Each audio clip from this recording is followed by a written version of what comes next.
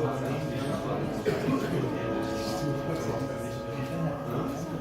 afternoon, everybody. Welcome to this lecture. Today it will be a paper and pencil lecture.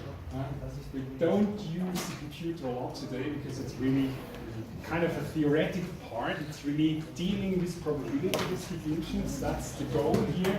And my goal is to make you really fit by using Bayes theory. I'm sure that you've already heard of that, but I'm not so sure whether you really are able to apply it to every situation. That's why I spent now 1 hour to repeat probability theory from its beginning. We go through it very quickly, and it's also a necessary input actually for the next lecture, which will deal about Gaussian processes. So we will deal with Bayesian statistics, Bayes theorem, and the Gaussian distribution. That's the goal of today. And at the end, we will look at an algorithm, how to estimate actually a multivariate Gaussian distribution using the expectation maximization algorithm. We'll come back to the sound discrimination. So we're going to learn actually a learner how to discriminate or identify a speaker's voice to say, oh, it was me that spoke. Okay. Yes, that's maybe a goal.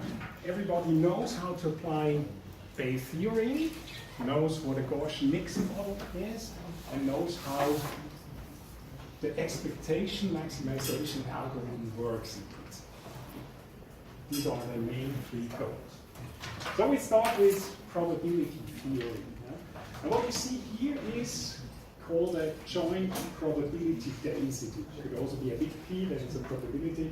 Every time we see that, actually it's separated by a comma, not by a word, by a slash here. It means this is actually the full distribution. If we know that, given the features X and the response Y, we know everything about it in a statistical way.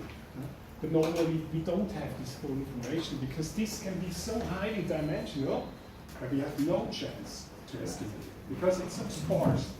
We have to deal with the curse of dimensionality, and often we're just given conditional probabilities. That's what's shown here. This means, what is the probability observing Y given X? And there's a relation between these two, and we can visualize that using a one diagram, and probably you've already seen that at schools. We can display probabilities as function, as sets, you know, and then we say this is the currency of A and this is B. We're looking actually at the probability of A and B. A and B. And this is actually the joint probability of A and B. And then we say, okay, what is the probability of A and B? It's the probability of observing A times the probability of B given A. It's not just the product of the two, because it's here in this. Of course, we could do the same here from this side, and then we could say, okay, what's the probability of A and B, because they can be interchanged, these random variables here. And then we can say, okay, it's the probability of observing B first, times the conditional probability of observing A that I've seen already B, so PA given B. And using these two, actually, you can already derive Bayes theorem. So Bayes theorem is not really a big mathematical step. It's just given. But we try to understand it today. What it is. So this is not a probability distribution here. This is called a one diagram. Just to visualize a little bit what it is. Okay, we have to discriminate between joint probability density, conditional probability density distribution.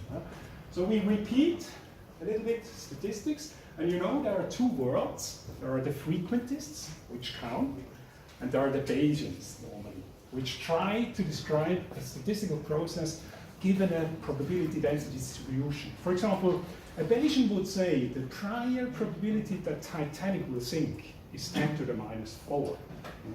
And the frequentist would say, I cannot answer you that question, because to answer you that question, I have to build 1,000 Titanics. and then I have to see how many think in their first journey. So they go from the experiment side. The other one is a way to express our prior estimate, our prior prejudice, you could also say, our prior information, and to put it into a probability density distribution. And often it makes sense because we have a feeling about one. And this is a way to express our prior expert know-how without doing an experiment. The Gaussian distribution is one of the most important ones. It's not only because of the theorem of big numbers that it often occurs, but it's also because of its computational comfort, I would say. It's easy to calculate things using Gaussian distributions. For example, the product of two Gaussians is again Gaussian, and this is a good property, so we can calculate it through. And this is one of the main properties that is used when we use Bayes' theorem to calculate what you'll later see a posterior distribution. Okay. Probabilities, you know, they're normed to 1, and if something is certain, it's given the probability of 1, otherwise it's 0.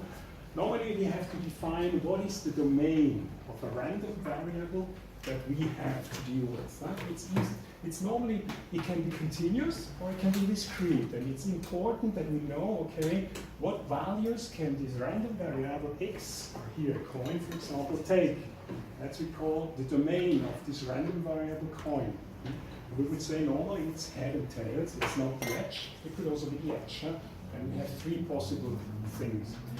And sometimes we calculate averages over all possible states that a random variable can take, and we call this marginalizing. Marginalizing means integrating through this variable so that it doesn't turn up again. It means averaging over these random variables. Okay, the main important rules are actually this one. This is the marginalization rule. I can integrate out any variable, and here they are in pair or in par. They have the same, let's say, rights. They're gleichberechtigt in German. And whether this is now the vector of all features, so it's a feature matrix, and this could be the response. It doesn't matter. We could also interchange it. And sometimes we look from the other side round. We look from the y side round to the x and try to generate a sample of the distribution of x given y.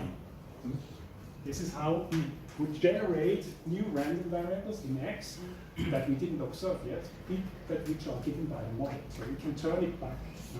And marginalizing over x, which has been turned out, then we give the probability of y itself.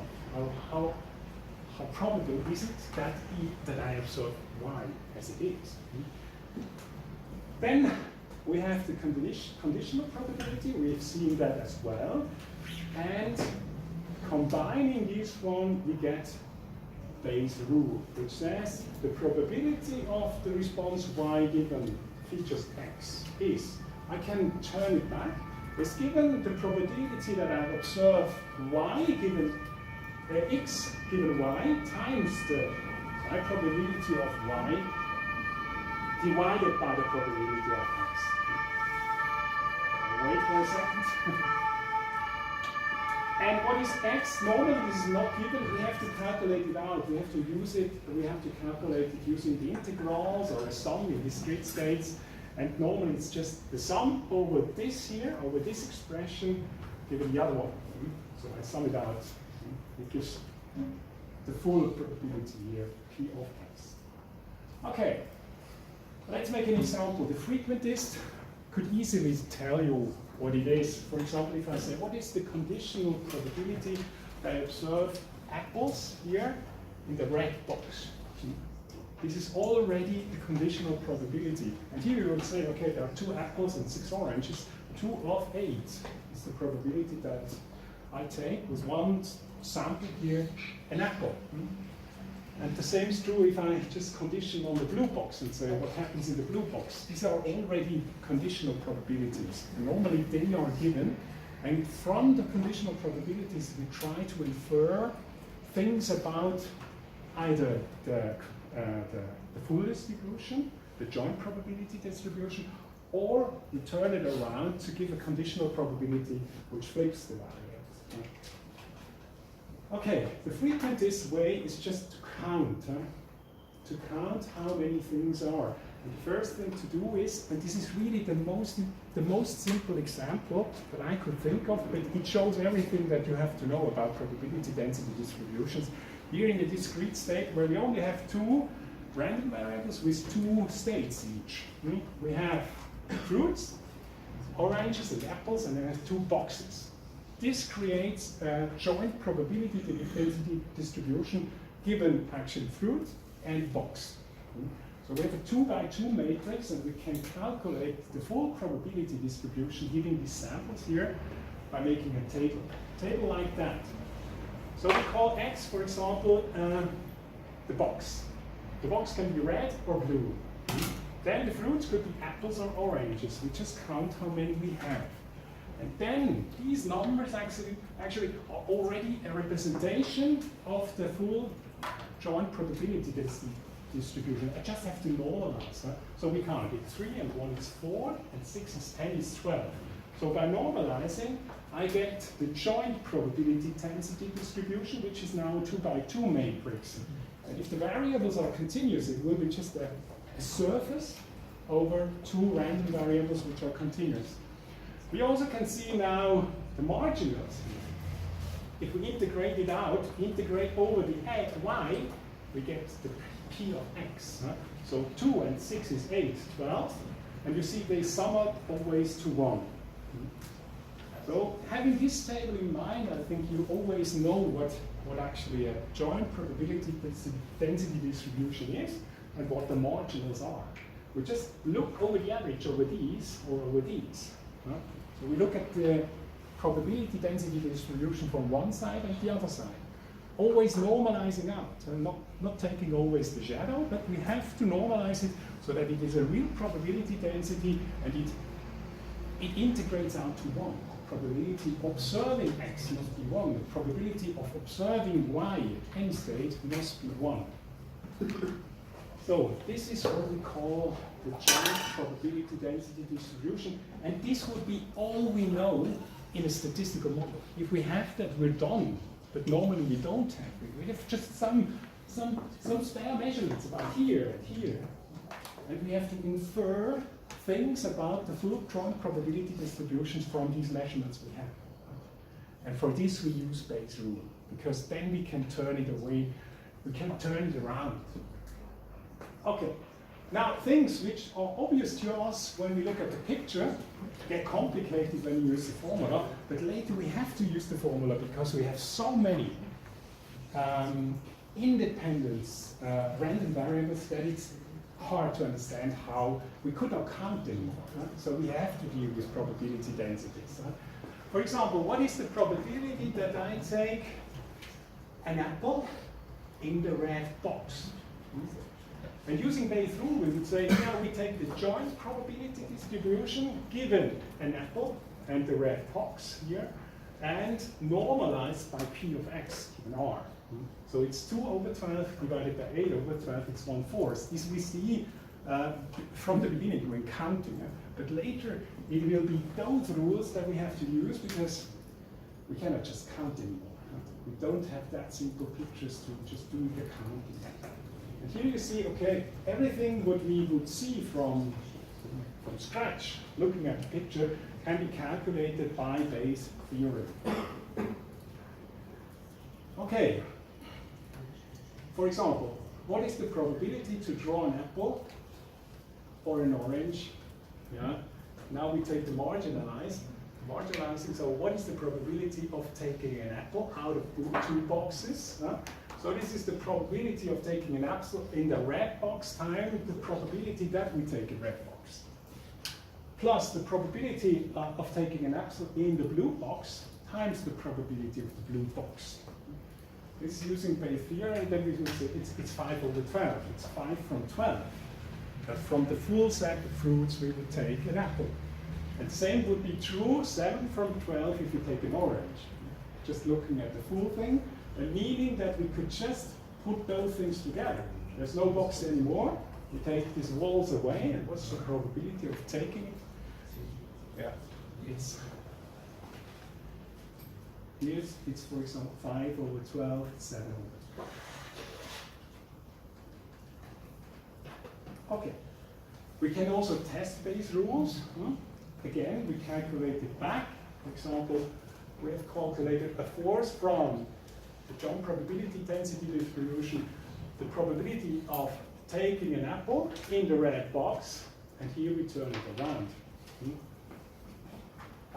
Given an apple, the probability of being in the red box here times the probability of an apple over the probability of selecting the red box. So this is turned around now. And with these simple examples, I think if you understand that, you have understood mainly Bayes' rule. Now we can blow it up. We can go to continuous random variables x and y and look at distributions, but it's still valid. Okay, we will do in the praxis, in the lab afterwards. We will look at this example here, and this is now a little bit more complicated.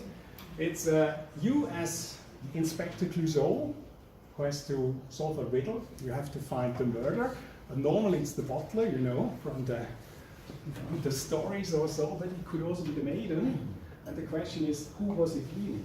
And we have one evidence. We have a knife. We found a knife. And we have some certain probabilities, conditional probabilities, that it is more probable that if a knife is found that, for example, the butler was the murderer. So we look at this in the lab. And then we sort it out, really taking these conditional probabilities. We have to turn it back. We have to marginalize to calculate the probability that really the butler was the murderer. Okay, this is the answer. It's 73%. But we'll see how we get to that. Good. This is now, if we increase a little bit the boxes, we make many more boxes. We could still be apples and oranges. But now we have many boxes. And of course, we go now from a binary variable, apple or orange, now to a discrete variable, and then at the end to a continuous variable. And instead of drawing a histogram, we will plot in the limit of continuous random variables probability density distribution. So this will be replaced by a probability density distribution P of x. And it's like this, like looking actually at the sum over these dots here from this side, but normalized. It's a normalized histogram here. And then it's looking at these dots and counting them up in the frequentist way from this side, and then we would say, okay, from this side I see P of y, P from y. From this side here, if I sum it all up, I see P as function of x. And the full table here is what we normally don't have, is the joint probability distribution, which has all the details inside, which we normally don't have. Good. Okay, in the limit of continuous variables, we can often approximate such a histogram by a Gaussian distribution. And the Gaussian distribution is characterized in a one-dimensional case by a mean and a variance, you know. Sometimes we approximate such distributions as a mixtures of Gaussians, such as a sum of several Gaussians with different means and different variances. We'll come to that. But the Gaussian distribution is very helpful because we can calculate many things analytically with that one. Okay, it is defined like that. Normally, this is the normal distribution here, the calligraphic n gives it. And we have a normalization factor which goes with the square root here over the variance times 2 pi, which the area under this Gaussian bell curve is 2 pi square root, so we divide it to get a 1. And then we have actually centered at the position of the mean, we have a bell-shaped curve, and the width of this curve we can control over the variance. This is it. Now, if we calculate expectation values, we have to marginalize actually over the x here. And here we take the first moment of this probability density distribution, so it would be like the center of gravity in mechanics. We calculate x times e from x to average over x, and this gives the mean, as it should. If you calculate x squared, it's the second moment. This would be the moment of inertia. We get W squared or sigma squared, we get the sum of those two. And so we have to correct a little bit. X squared minus this one here gives the variance itself. That's the definition also of the variance. So it's fine. It's good that we selected these variables to actually control the mean and the variance. Now we go to higher dimensions. And a multivariate dimension, Gaussian distribution has now many independent random variables as input. So x is no longer just a one-dimensional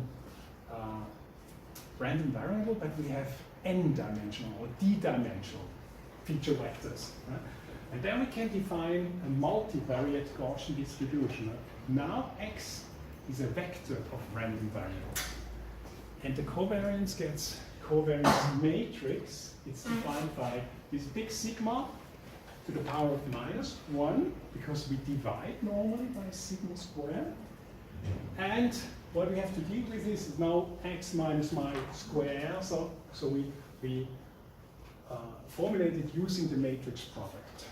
Xt times the matrix times x. And this is called a quadratic form. And this quadratic form has also a name. It's called the Mahalanobis distance. And the distance weights are given by the covariance matrix. So what we have in principle is a distance measure inside this one. And often we only deal with the argument of this e function, of this exponential function, because it's a fraction. If we take the logarithm of this one, and this we often do, take the logarithm and optimize it, maximize it, then we actually only have to deal with a quadratic form. The quadratic form, we derive that one. We have a linear function, so it's a linear problem that has a unique solution. And this makes it really very convenient. So actually, this is the argument of the exponential function, called the Mahalanobis distance of x. We can assume that sigma is symmetric, so that all off-diagonal elements are the same, and it's real. It should not be complex. And this guarantees actually that this matrix sigma, or sigma to the power of -1 here, has d eigenvalues, real eigenvalues, and it can the space can be decomposed in d eigenvectors, along which this joint probability distribution, this multivariate Gaussian distribution, gets a very simple form, because then in this space actually the sigma is a diagonal matrix containing just the square roots of the eigenvalues. And in this space of the eigenvectors of the covariance matrix, actually this is decoupled. Every feature is decoupled because they're independent no longer. We don't have any off-diagonal coefficients which couple these two features together. So this is a two-dimensional Gaussian distribution where we have two variables, x and y. And you see there's some correlation here. If we assume here we have made some samples, and the heat map that shows here is the number of sample points that we found at a given place, x and y. We get normally from an experiment such a distribution, which is a very nice one. It hardly has any noise. But we would say, okay, we can calculate the correlation coefficient between x and y. So these two random variables, they're correlated. And we can express that using multivariate Gaussian distribution. And we can see that actually here the contour plot of this Gaussian distribution is a kind of, they're concentric ellipses. And the main axis of these ellipses are the eigenvalues of the covariance matrix. So this is actually expressing now this dependency. If we integrate over x, we get here the probability distribution P of y, the marginal of y. If we integrate over y, sum all these up and count all the occurrences, we get the probability P of x. Okay, this is how we would generate such a thing, multivariate Gaussian, and then we can define now, mu is a vector of means, and the sigma is the covariance matrix that we normally want to estimate from model. We have some experiments with some samples, and what we know, if we want to fit the multivariate Gaussian, actually we want to induce or infer actually mu and sigma from these states. You try that once. This is what I told before. So what is a multivariate Gaussian distribution? Actually, it's in the space of eigenvectors of the covariance matrix. It is diagonal, and there are just one-dimensional Gaussians with the eigenvalues here as main axes. And as soon as there is a tilt between x and y, we see there is a correlation. So the Pearson correlation coefficient is not 0, so there's a coupling between x and y. They're dependent on each other, they're not independent. Otherwise, they would be vertical or they would be orthogonal to each other. If I am in the space of the eigenvectors here, it's an orthonormal space, they are independent. We can create them independently in that space. We can decouple things. Okay, and that's how these ellipses are generated. This is now the multivariate expression in the space of the eigenvalues. And what we see here mainly is, okay, this is mainly, sorry, here, this is the form of an ellipse. This is an ellipse. The equation of ellipse is, for example, in 2 dimensions, is x over a square plus the y over b square is equal to 1. This gives an ellipse with main axis a in this direction and b in this direction. And that's what we have here, but here we have actually the square root of lambda. For example.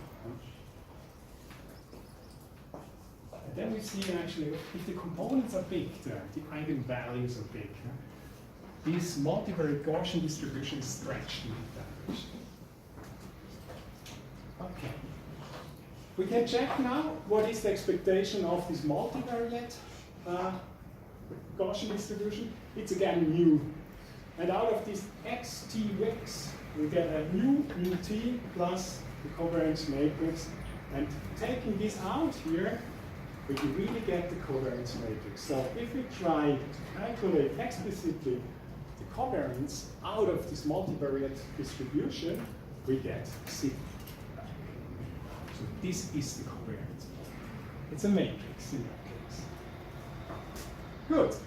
Now, for Gaussian processes and other things, we need the conditional probability of a Gaussian distribution.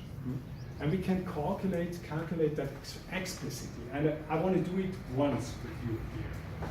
So imagine that here our random variable x is a long vector. And we divide that vector at any place in between. So we divide it into 2 vectors, which we add as rows, and a vector xa and xb. They're both still vectors, but let's assume we take the first 5 dimensions and put it into xa, and the 6th to the nth dimension, or dth dimension, we put into xb. Now we want to calculate the conditional probability of xa given xb. And we would do this by just separating out our covariance matrix along this dimension where we do the split. Let's say after the row 5, we do a split. And we call the covariance matrix a big matrix. We make a horizontal cut at row 5 and column 5. And then we say, okay, this upper left part we call sigma AA, because it is fully determined actually by XA. Let's see. The lower left part, lower right part we call sigma BB, which is actually covariance of the B's then from this one. And then we have the coupling here. These parts of the of the covariance matrix, which we call sigma A B. Often it is because the covariance matrix comes in as the inverse into this exponential function. It's easier to calculate with the precision matrix. And the precision matrix is the inverse of the covariance matrix. So it's the inverse matrix of that one, and we call it with a big lambda. So we can calculate now the Mahler-Novice distance just by x minus y t times lambda times x minus mu in vectors. Precision matrix. It's easier to deal with that. We don't have no longer this inverse. So the goal is, what is the probability of xa given xb? So we make a condition. Sometimes we have that. And we could do a sorting out of the variables as we want. So the cut is actually arbitrary. We can make it where we want. So this is valid for all cuts and all orders of these random variables. Now to do that, we have to multiply actually our argument of the exponential function out. We have to do it piecewise. And when we do that, here this is the full vector of x, full vector of mu. We can separate it out in part which only belongs to xa, comes in with lambda AA, and then we have two parts which mix both things together. This corresponds to these off-diagonal matrices, lambda AB, and we have another part which only depends on xb. And now we can sort that out and say, okay, what only depends on xa kind of represents the probability of xa given xb. And this is what we do then here by completing the squares. We have to find out of, after sorting out, we do this once, actually also in the exercises. Okay, can we represent this as a quadratic form again in xa only, and the rest would be just constants, which are not that important. And then we get the conditional probability of p given pxa given xb. When we do that, I agree it's some tedious work. It's just sorting out actually the square, making the full squares, and then sorting it out again. And we get that, actually that the covariance actually given xa here is something given by the precision AA, lambda AA, or the inverse would also be sigma AA to the power of -1. The rest is given here. The linear term that remains, that was the quadratic form, we find this one. So given xa, this is our independent variable, and now we have this term here. And this must be actually sigma A given B to the power of -1 times mu A given B. These are now conditional means, conditional covariances. But seeing that, actually we see, okay, if we do the conditional probability of a Gaussian distribution, we get again a Gaussian distribution, but the mean value varies as a linear term in xb. And this is given here. The mean value of the conditional probability, xa given xb, is a linear function in xb. And I tried to show that, and from the picture it will be obvious to you that it is like that, but it's a nice property. But now the mean depends only linearly from the other variable, and it's again a Gaussian distribution. For example, let's see, this is the xb part of the vector here. This is xa. Now we have split it into these two things. I don't write now any vectors. Let's do a two-dimensional one and assume we had such a multivariate Gaussian distribution. Then we would call this here is mu b. This here is mu a. And if we make a cut at some point here, we would see, okay, if we make a correlation, this would probably be the correlation curve over this graph. So if we make a cut at a given xb, this is when we do a conditional probability distribution, we still get a Gaussian distribution. But if we just copy it, it's not normalized. So we have to normalize it through, but this area is again 1. And what does this formula say now? It says, okay, for this conditional probability distribution, P as function of xa, this is now the independent variable, and a given xp, this is now this cut of the normalization. It says, okay, it's still a Gaussian distribution, but the mean value changes linearly. This is the mean of the conditional probability distribution. This is mu from A given B. It's linear in xp. This is the main thing. So we can, for any given xp, we can calculate directly the conditional probability distribution. It's again Gaussian, it's lower dimensional, and the mean of it varies linearly as function of the other condition variable. And we also see that the variance here is given actually by the variance here by the inverse of the precision of the upper left part of this precision matrix. Sigma A given B is lambda AA to the power of -1. And these are very good rules, because if we can calculate them explicitly, for example in Gaussian processes, we can calculate this very fast. And using Bayes' rules, where we have actually conditional probabilities, and we have to multiply by a prior probability, we just can multiply it through. We can analytically calculate the posterior distribution, which goes very fast. We don't have to sample. This is the big advantage of using Gaussian distributions, because the other way around would be we have to make Monte Carlo experiments. We have to sample 10,000 times to get some distribution or some approximation of a distribution. So the formula looks complicated, but in fact it is not. If you have this picture in mind, if I take a multivariate Gaussian distribution, I condition it on xp, means I make a cut and normalize it through the area, then I have the conditional probability. This conditional probability varies in this d minus n dimensional space linearly as a hyperplane. So it changes along this hyperplane. Here along this straight line.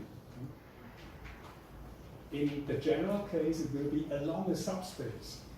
We vary the whole distribution along the subspace to get actually the variation of the mean and the variance. By the way, Bishop really explains this very nice. Christopher Bishop he's from Cambridge, I think. He's at IBM. He really explains that very well in his book, and I added some pages out of it on the Moodle page if you want to read it out in detail. Good, so now I want to continue.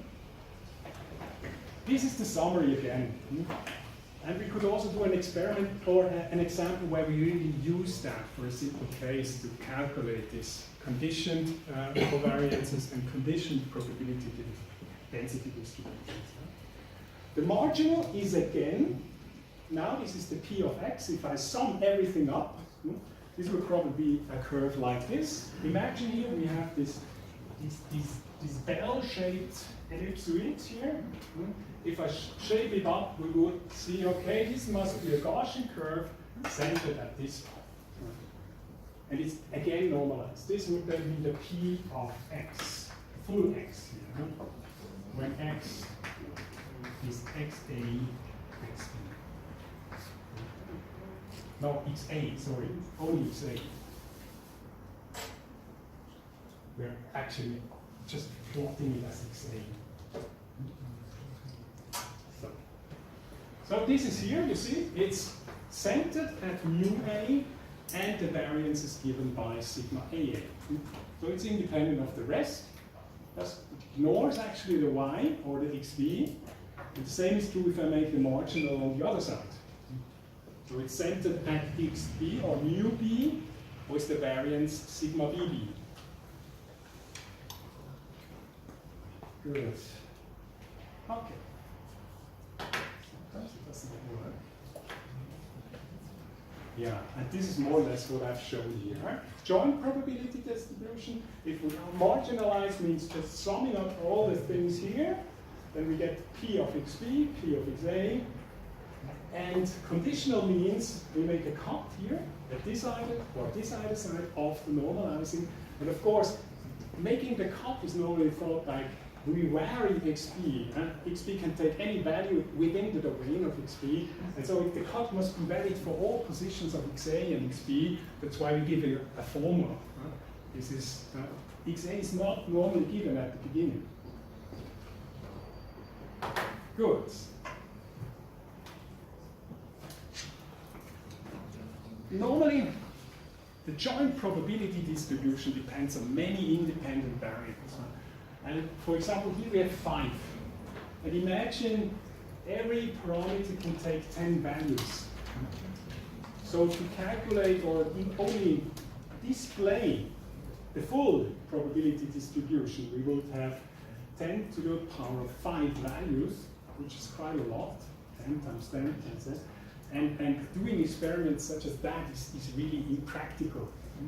And then it's good to know some structure of independency or dependency.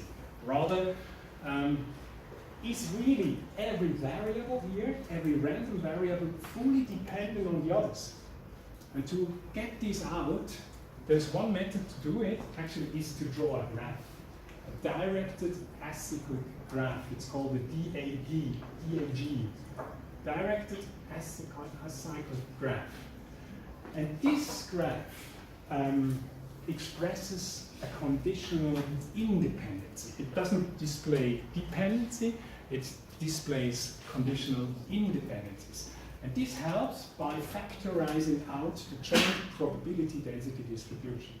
And here you see a factorization. And if we can do a factorization in this kind, we can reduce the dimensionality drastically because we know this.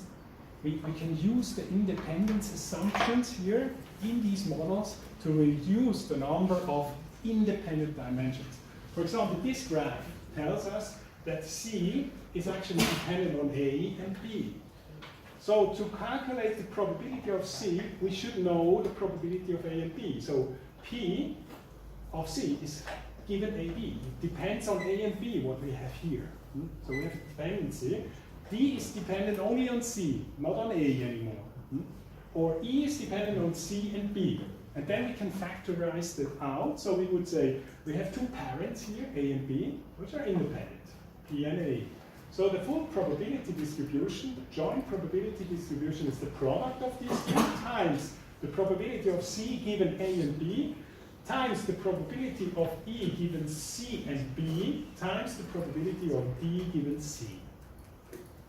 And this formula already, it's not unique. You can factorize it out in a different way, but this helps us to reduce dimensions. Sometimes we're just given that one, and some sort of that, but not the full distribution. And using Bayes' theory, this is enough actually to re-infer questions about the full probability distribution. This is the big advantage of representing actually conditional independent statements as directed as cyclic graphs. It's graph theory a little bit, and I just look at these non-cyclic graphs. A cyclic graph would be someone which has loops inside, which is a little bit more complicated. Why is it directed? It has really arrows showing conditional independencies.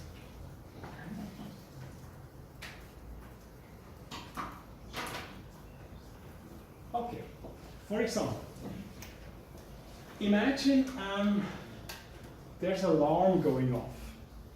Sally's burglar alarm is sounding. Has she been burgled? Or was the alarm triggered by an earthquake? She turns the radio, car radio on for a news on the earthquakes. The general case would be P, given an alarm or of an alarm, radio, earthquake, burglar, is the full distribution with all dependencies in. It can be normalized, factorized like this. So we have A given the rest times the next one given the rest times the next one given the rest times b. This is, now we can do this in any order of these independent random variables, but this would be a factorization of the full distribution. Huh? So we can say, okay, A is dependent only on R, E, and B.